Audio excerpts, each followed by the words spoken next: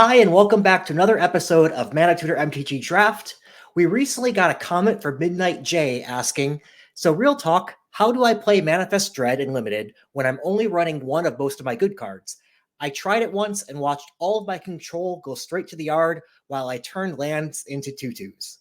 We're turning your comments into episodes, so in this episode, we're going into how to draft and play Blue-Green Manifest Dread in Duskmourn. We scoured the 17 lands trophy decks and found two versions of Blue-Green Manifest Dread.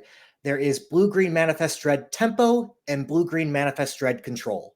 Almost all of them relied on a card draw core, including at least 4 copies of cards like Oblivious Bookworm, Paranormal Analyst, Under the Skin, Fear of Isolation, and Glimmerburst. But the Tempo version and Control version differed in what it did with the card advantage. And to clarify, when you say 4 copies, you don't mean 4 copies of each of these cards. You mean No. four total across these cards. Exactly. We'll explain the two versions, go through what kinds of cards to play at what stages of the game for each version, review some sample trophy decks, play a little game afterwards evaluating cards as, is this a tempo card or a control card? And because we're shooting this right after the Arena Open, we'll give you some updates on how I fared. But before we do that, we've grown our subscriber count 20% in the last week alone and want to continue that growth into this week. Hitting the like and subscribe button is your totally free way of saying, hey, I like this content. I want to encourage you to keep making more. We don't make a penny making these videos, and we do it completely for the community and the interaction.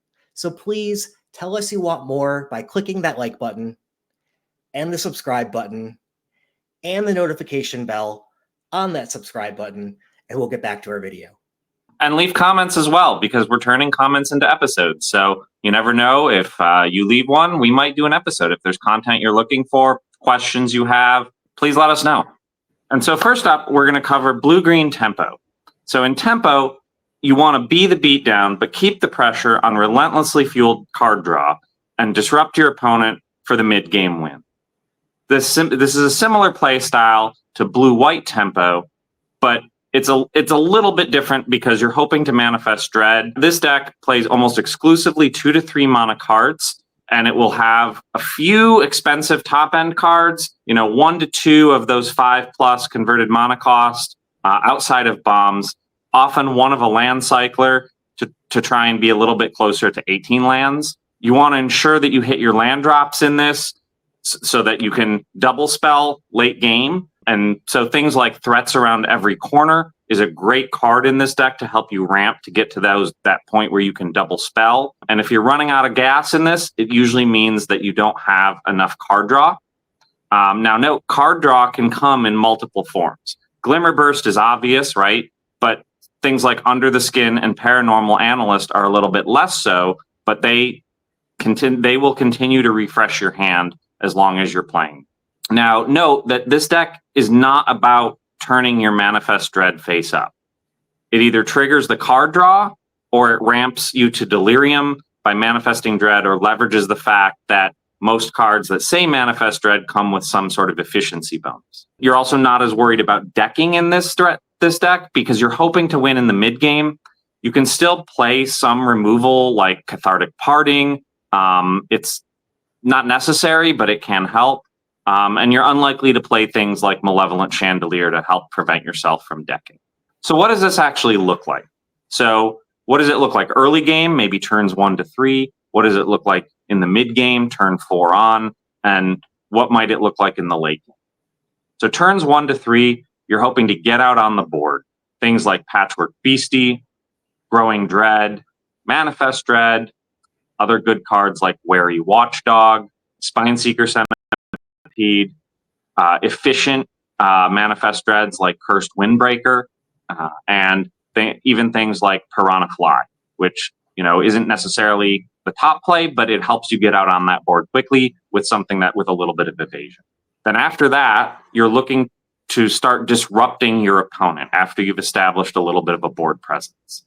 Cards like Unnerving Grasp, Flood Pit's Drowner, and Stay Hidden, Stay Silent can help remove cards that your opponents have played. Same with Vanish from Sight, Insidious Fungus, and Unable to Scream, right? Though, again, it's a way to disrupt the things that your opponent has put on the board while maintaining your board presence.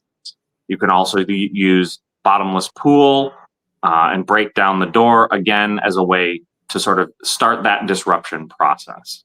You're also looking to do things like counter your opponent's spells or manifest dread if the opportunity arises. So that's where things like Twist Reality come into play. But you also have coordinated clobbering, which can help take out big threats that your opponents have. Now, remember, you may only have 2 manifest dreads on the board, but that's still 4 power for taking out an opponent's creature with something like coordinated clobbering. 4 power is going to take out most of the creatures in the set. Not some of the big bombs, but that's why you have things like Unable to Scream and other removal for those.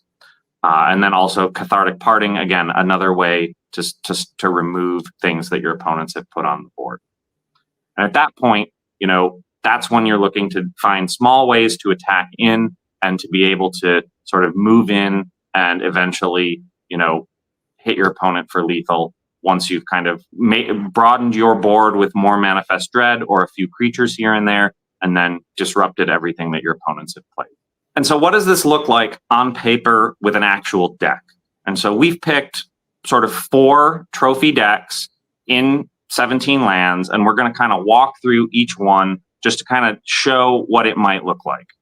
So our first deck, again, as you can see, almost everything in this deck is either a 2 or a 3 cost card. You've got some of your staple cards that we talked about with 3 copies of Under the Skin. You've got great rares like Twitching Doll and Zimone.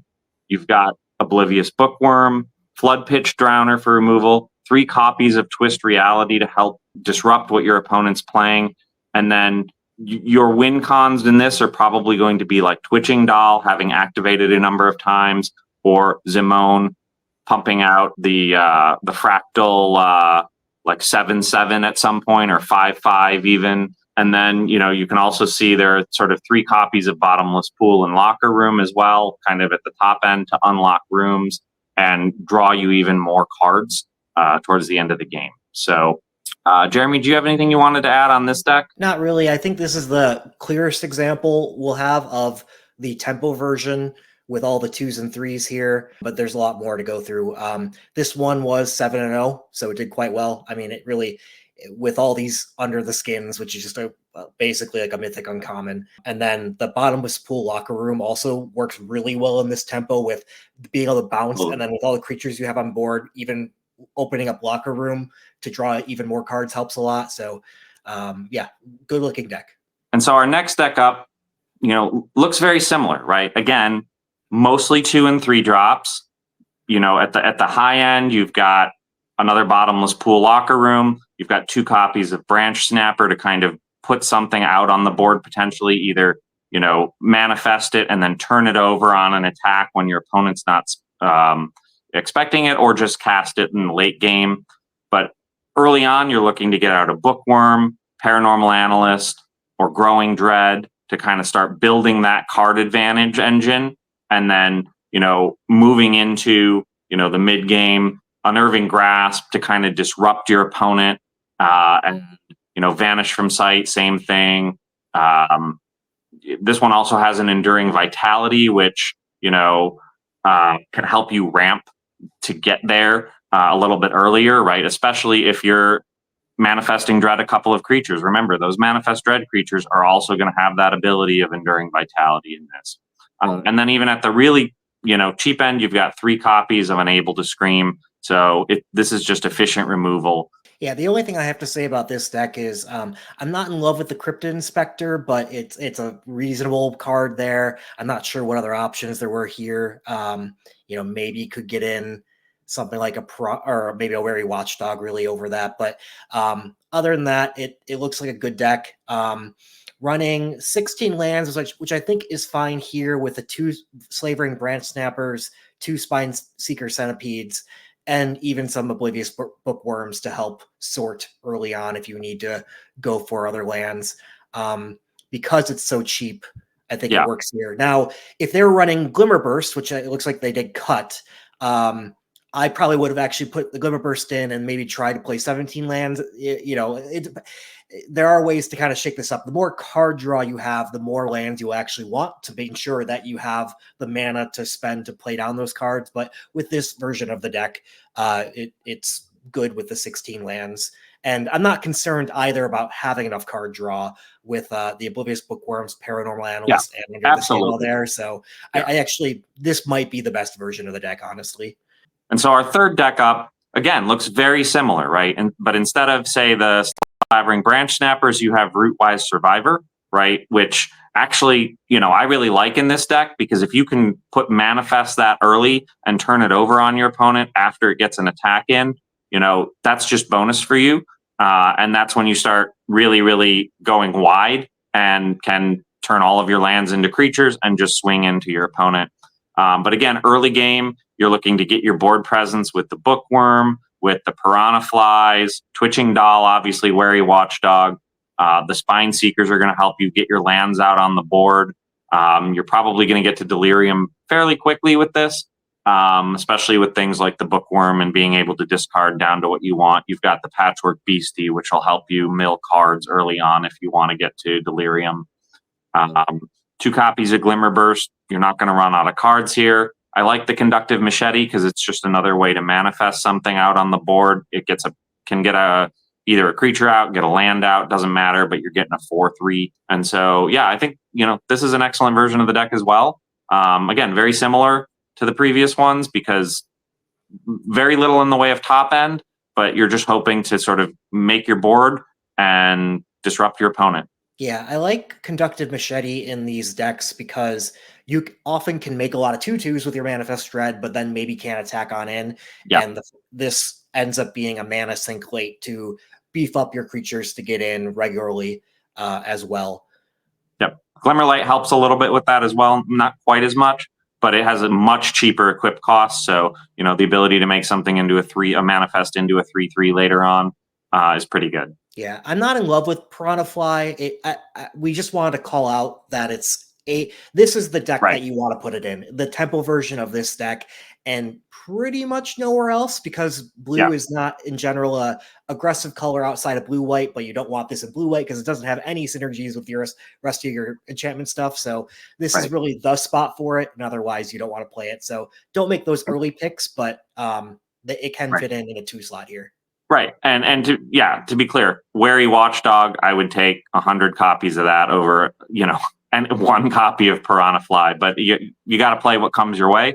And in this deck, it's perfectly serviceable. All right. And last up for our tempo version of the blue-green manifest, we have this version of the deck, which is probably the most extreme version of it, I guess. You can obviously see 14 2-drops, all of which, maybe not all of which you want to play on turn 2, but most of which you want to play on turn 2, right? Obviously, lots of early drops here means you're going to have lots to play. Things like Silent Hall Creeper, great 2-drop. Paranormal Analyst and Oblivious Bookworm are going to enable your things like, Twist Reality and Manifest Dread to sort of draw you extra cards. And then Glimmer Burst is going to continue that on. Vanish from Sight, again, help clear the board for you. Things like Fear of Falling and Bashful Beastie are your top end here. I really like Fear of Falling as a card. I think it's really good. The fact that you can remove an opponent's flyer is great, but it's often just good to give something -2/-0 and make it harder for your opponent to attack into you. And because this itself has flying, it's a great way to sort of poke them for a little bit, still be able to be on the defensive. Let's say they've got a 3/4, right? Now it's a 1/4, and your Manifest Dread land blocks it effectively. So, there's a lot of good things you can do with Fear of Falling. And then again, the Underwater Tunnel, Slimy Aquarium, great way to sort of, surveil and set up, some of your future Manifest Dreads. The other version of Blue-Green Manifest Dread is a control version, where you're trying to survive early, find your bombs, and win in the late game. The idea is to get down early blockers, or use removal and counter early to disrupt your opponent's early plays. And then it does play even some ramp potentially into your bigger threats. And it plays usually 3 to 5 5 CMC plus creatures, so 5 mana plays or more, and it often does splash for bombs and removal. Black was the most common splash since it also enables bomb uncommons like Brood Spinner and removal uncommons like Drag to the Roots. Followed by red, I say was the second most common splash for bombs, Beastie Beatdown, and Scorching Dragonfire even on occasion. And that's followed by white for the white bombs and Trapped in the Screen. This deck especially loves dual lands if you're splashing because you want multiple lands of your splash color, often even 2 basic lands in case you mill away one and need to fetch the other. So your Spineseeker Centipede needs to be able to go get the land of your splash often, and if you Manifest Dread that away, that can be an issue. So you want a lot of copies of being able to get all the colors in your deck. This deck sometimes used Say Its Name to get back bombs and fixing, and this deck usually played one of Malevolent Chandelier or Cathartic Parting to avoid from decking. Again, a control deck that wants to go longer, especially in a Manifest Dread deck that is milling away a lot of cards, has the chance to deck, and so this is the version of the deck that you want to back up, whereas the Temple version ends the game earlier, where you don't have to worry about that. So keep on the lookout for those cards that prevent you from decking. So in the control version, turns 1 to 4, you're looking to stabilize. One of the best cards for this is Floodpit's Drowner because it does put a 2/1 and can tap down something for a turn, so it really slows down your opponent. Stay Hidden, Stay Silent, perhaps the best removal spell within blue. It's a 2-for-1 in that you can effectively Manifest Dread later on. It slows them down early. Unable to Scream, just incredibly efficient especially for this deck, but goes into both versions. Insidious Fungus is interesting, whereas I think in the previous version, you'd use it as removal. You're more often to use it as ramp here. Like, get it down, it replaces itself and puts a land onto the battlefield. But it can be removal as well. It's just, since you want to disrupt early the game, they're not playing usually as many artifacts or enchantments who care about blowing up early. So I think this is more ramp card here. Same thing with Overgrown Zealot. In this case, this didn't show up on our previous version because it's not an aggro card, right? This is a defensive or ramp card. So this is the version that wants to play this.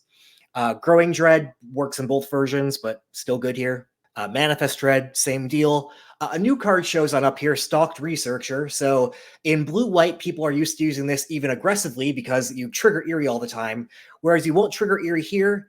It is a good defender on turn 2. So that's why this card has pretty good stats in this deck. Wary Watchdog is still good. You have Flesh Burrower, Creeping Peeper, and Creeping Peeper. This is another one of those cards where I think this is the only deck that it really goes into.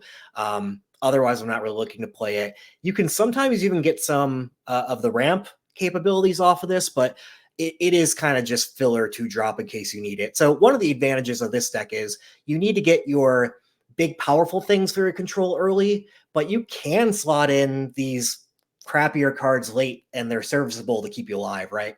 Right. I would say Creeping Peeper goes in blue-red, but you shouldn't play blue-red. So yeah, good point. Good point. Spineseeker Centipede remains good. Twist Reality, same thing. Unnerving Grasp, one of your best cards in every version of this deck. This is Don't Make a Sound can go in either version because it's either you're countering early like this version or you're countering late in the Temple version. Right. However, I like it more in this version as it's another 2-drop slot that you can get late type of thing. Yeah, I will say one thing on Twist Reality. Don't be afraid to hold that up if your opponent's playing especially aggro, because and if you're on the draw, it's your opponent's turn 4. They can play some big stuff, and then if they don't, you can still use it to Manifest Dread on their end of turn. Right? There are uses for that, and I think that it's a pretty useful card to hold up in a control deck. So. We also have Threats Around Every Corner. This is good in both versions. It's just incredibly efficient as both ramp and you get a Manifest Dread 2/2.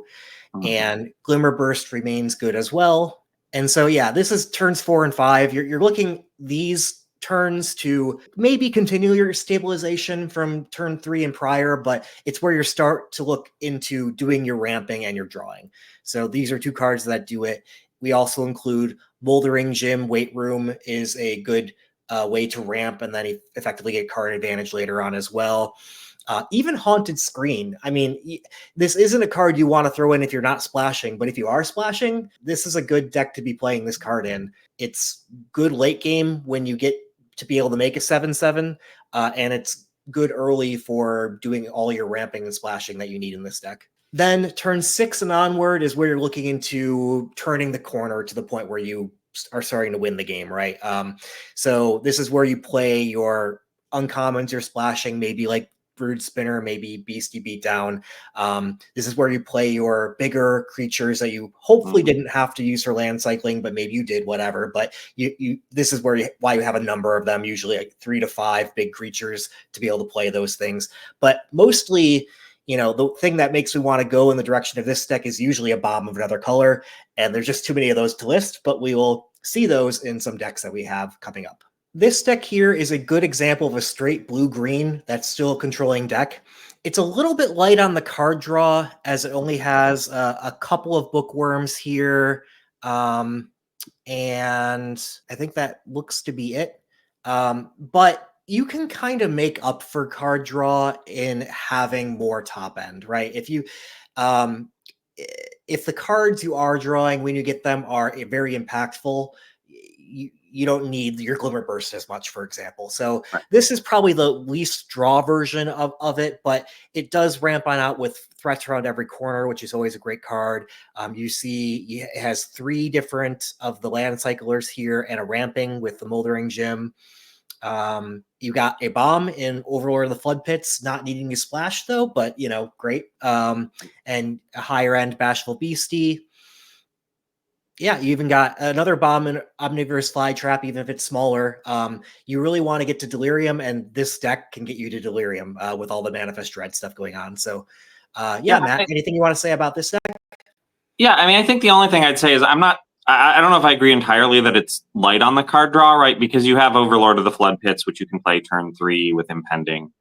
You have the Oblivious Bookworm, which is going to loot you for a card at the very least, starting on turn 2.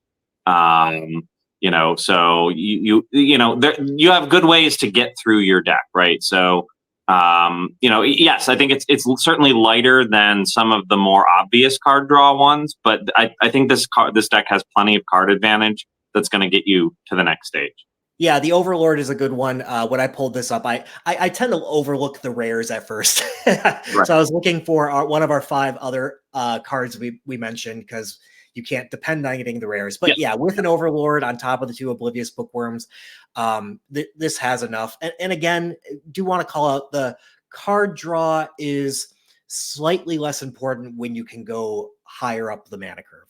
Here's deck 2 with a black splash. And like I mentioned, I think black is often the most common splash. This doesn't have the Brood Spinner and stuff that make me want to splash at uncommon, but it does have some removal at Withering Torment, and perhaps the most common bomb that I see in packs that I want to splash in Unholy Annex, Ritual Chamber. So that's what it's splashing for.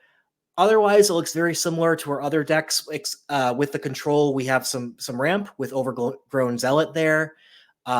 We have interesting keys to the house as well, which helps when you're splashing. But also, I think they didn't only put it in for that. I think they also put it in to unlock the second room of Ritual Chamber. It gets rid of the need to have double black. So it's actually really great in this.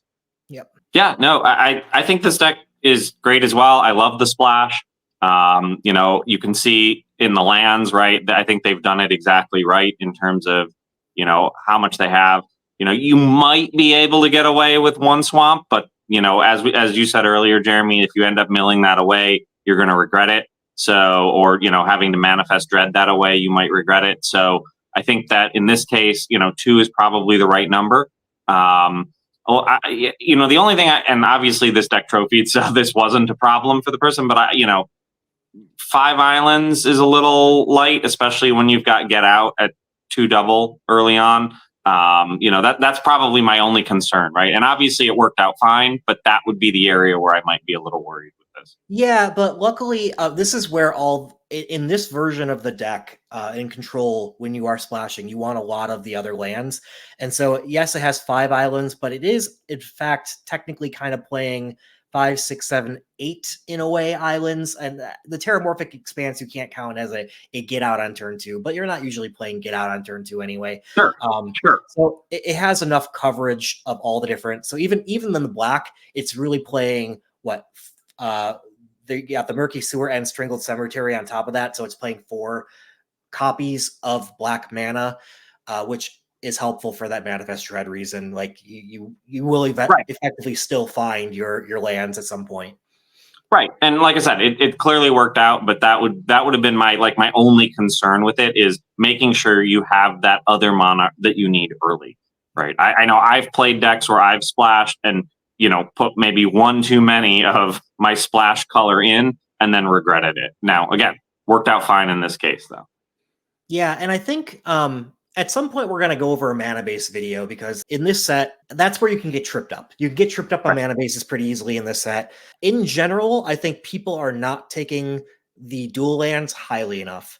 They are very useful, and if you are considering a playable card, like a medium playable card versus a dual land as your pick in the same pack, probably should usually pick the dual land, because the medium playable might be also cuttable, right? So it depends on how you're trending. Are you going to make playables? All that definitely matters. But if it's something you might even end up cutting to begin with, you're probably not going to cut the dual land. And honestly, even if you aren't in that color right now, picking that dual land now opens up more draft paths later on for other picks to be able to splash for bombs you pick up in later packs and stuff like that. So I do think we want to do an episode on that. Here's deck 3, and it's another great example of a splash, but this one's a red splash, splashing Scorching Dragonfire and Roaring Furnace here, which is a good card for this deck, especially with the Steaming Sauna down the line too. But you have your defensive plays early with your Overgrown Zealots, Stalked Researchers. You have your Oblivious Bookworms, your Unable to Screams. Monstrous Emergence is pretty good in this deck too, when you have so many big creatures as well. That could be in your hand and still count as removal. You have Centipede to help you splash. You got a Tyvar, great, another bomb in there. You got this deck has loads of bombs. So You got your Balustrade Worm, you got your Overlord. Not surprising this one trophied, but a good example of a red splash happening as well. None of the splash color doesn't really have bombs. Like Roaring Furnace is pretty good, but usually it's the red Overlord that I most want to splash for, even though it's double pipped, but it's so powerful. But you can, if you make the mana base work right, and this is pretty decent with effectively 8/8/3 with the Valgafoth Slayer, it's reasonable, especially since you can get something with the Spineseeker Centipede as well, or Under the Skin when you Manifest Dread away a land. Yeah, I mean, I'm surprised at this one, looking at the sideboard, right? I don't know that I would have splashed here. I might have just played the Horrid Vigor, which is going to, in many cases, do the same thing as Scorching Dragonfire. Kill your opponent's creature, and with the Indestructible, you can save your own. It's also useful defensively, right, as opposed to the Scorching Dragonfire, which isn't. So I don't know. I also probably would have played the Mind Skinner, just because I've lost to that card so many times. I don't know why it's not in here, but I would have almost certainly found room for that. It's probably not because they splashed and triple blue was going to be kind of hard to do, but I think that again, the deck worked, but you can see this person was luckily blessed with lots and lots of bombs. But you could have easily seen a version of this deck that didn't splash maybe and ran Mind Skinner and Horrid Vigor. Yeah, I can see that. And here's an example where we kind of go most off the rails in doing double splash. I actually think it works here. So you have a white splash and a red splash. To be honest, I probably wouldn't have done the red splash here. I don't think the cards are powerful enough, but because they got 4 dual lands, that does really help. And there are times where you can double splash. So yeah, Impossible Inferno is not really powerful enough. Beastie Beatdown is a powerful card. Just, do you want to mess with your mana that much? Maybe they kind of almost got it for free with the red that they wanted to do. No, they had a mountain in there. Yeah, I probably wouldn't have splashed the red, but you do get a trap on the screen, which is nice. Your main thing you're splashing for is your Ghostly Dancers by far. Optimistic Scavenger is a good card as well, yet I don't see... I probably would not have played Optimistic ton Scavenger. of enchantments, yeah. I mean, the Glimmer Bursts count as enchantments too, and there is all this Moldering Gym stuff as well. I can see it working. But yeah, usually you want to play that earlier on, and you won't splash earlier on. So yeah, those are some I mean, things you might get lucky and be able to play it, but like most of the time, just in a splash, you're not going to have access to the white on turn one, especially because 2 of your 4 white sources here are going to enter tapped. Yeah, I'm guessing the crafter of this deck accepted the fact that they couldn't play Optimistic Scavenger on turn 1 and were willing to just play it late and maybe double spell with an enchantment after and keep it growing with actually more enchantments. Yeah, and again, it clearly worked. So it, I don't want to knock it, right? The deck trophied. So, but at the same time, it's a little risky. This one's a little risky. Up next, we're going to play a game, Tempo or Control. We are going to show a card on the slide, and then Matt will guess whether that's a Tempo version or a Control version. A lot of the cards do go into both. It's more about which one does it favor and why. So up first, we have Malevolent Chandelier. Control, 100%. I mean, it's too slow for the Tempo version, and you're not, again, you're trying to win early to mid game. You're not trying to, you're not so concerned about decking. Card 2 might be one of the more trickier ones that we have, but... Yeah, I think this is both. I mean, I think it leans a little bit more towards Control, obviously, because it can help sort of shuffle some things in if you're starting to run low on cards. But this is a good removal for, any version of the deck. Monstrous Emergence. Both. Just good removal. Which would you rather play it in? If I have to pick one of the two, I'm probably picking the Control version because you're going to have more bigger creatures that you can use with this to hit your opponent's creatures for more. Yeah, I agree. In fact, the Tempo version, you get a little bit worried about having enough creatures, right? Because all your creatures are really Manifest Dread sorceries and instants and stuff. So you can run into that issue with the Tempo version, even though it still is a playable card, even in the Tempo version. Bottomless Pool, Locker Room. Both, but I think this leans a little bit more towards the Tempo version. Agreed. Bounce the creature and then have creatures to draw cards later. Yep, absolutely. Coordinated Clobbering. Again, both, but actually this one's probably more like a 50-50. I could see this in either. I would probably play it a little bit more in the in the Tempo version because it's just a nice cheap removal spell.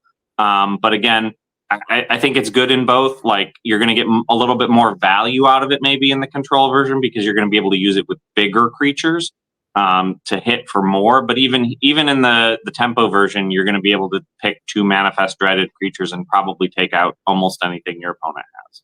Yeah, I do like this a lot more on the Tempo version for the cheap removal when you will have creatures out. Whereas for the Control version, you might be just controlling and not having creatures out early enough, sort of a thing. The downside with the Control here is you also have to tap your creatures, meaning they can't defend, which leaves you vulnerable as well. Hopefully you kill whatever you cared about killing, but when they have multiple creatures out, they can swing back at you for damage.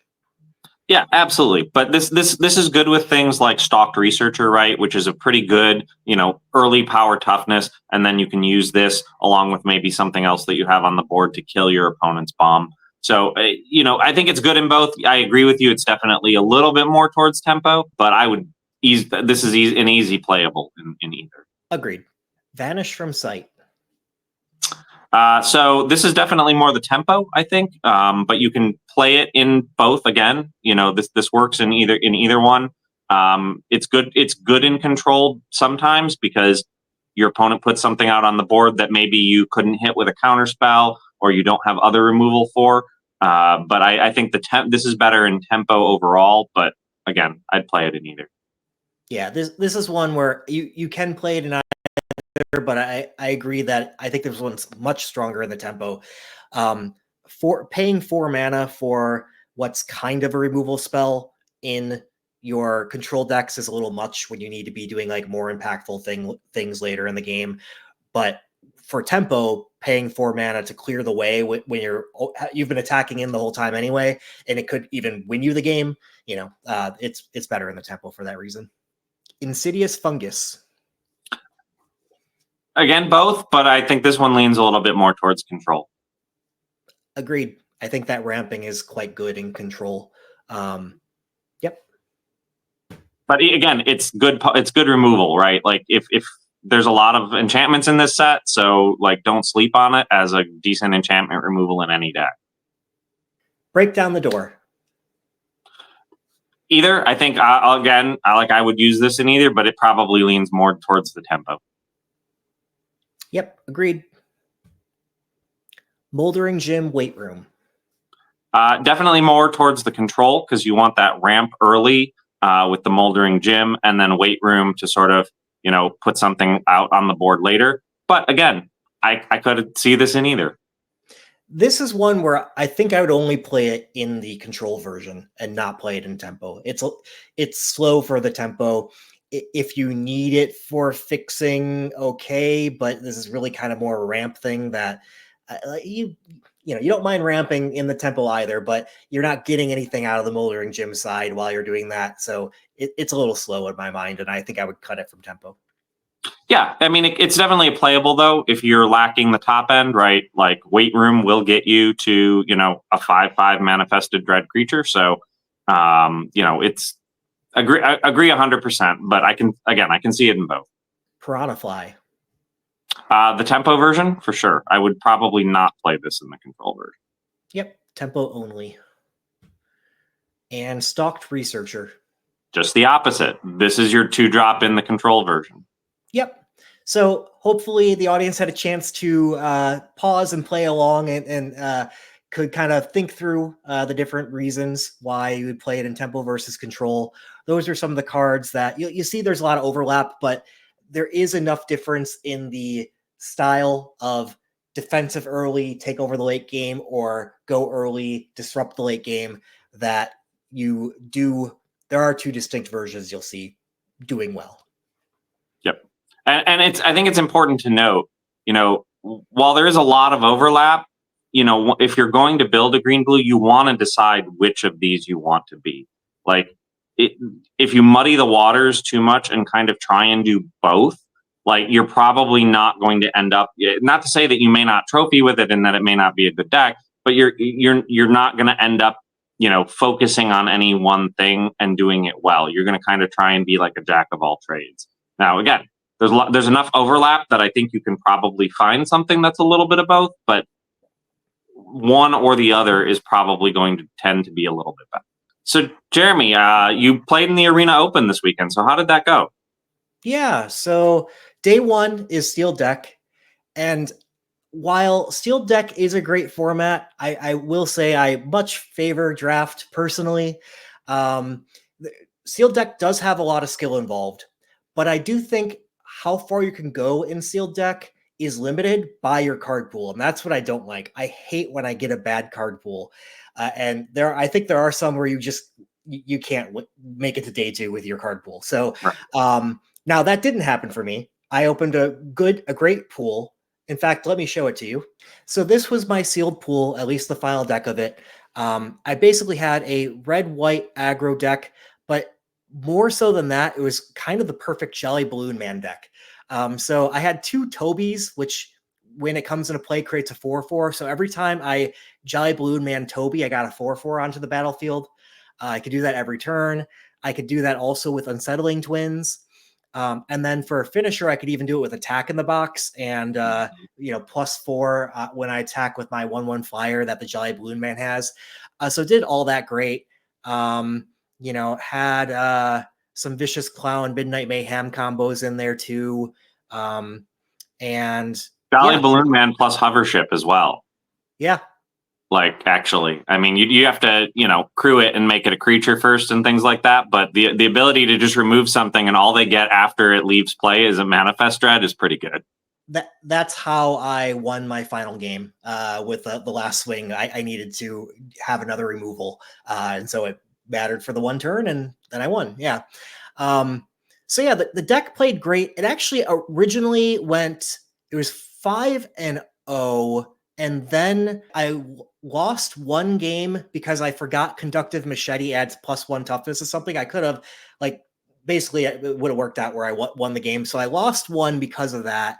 And then I won one and then lost another and then won the last one. So I guess my point is I almost 7-0'd, but I didn't because I made that one play mistake. And then I ended up going 7-2 with, because of that.